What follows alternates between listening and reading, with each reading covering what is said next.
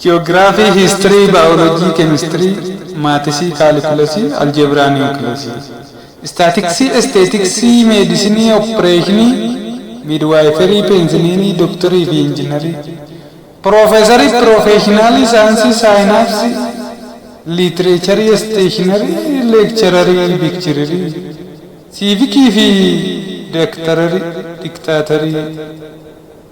Theory, calculation, and OT project, assignment, test, bankery, cashier, machine, washer, college, university, company, campus, rhombus, compass, bacteria, tetanus, prosota, fungus, typhoid, virus, jecha, yerofite, gudde, watalte, mali, rokofa, kadunya, abbake, wagame, katute, umuriyo, jida, udubjecha, durte, ofifu gubatte, sinchofte, wan madda isa hin beekne sammuu kee hortee miicite, hartee miicite.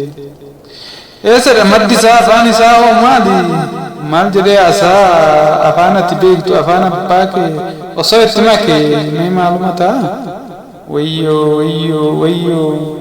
Yaa waan ofii dhabuu kan gandaa lakkaa'u afaan alagaan jaanjaanii booddee maraataa ta'uu.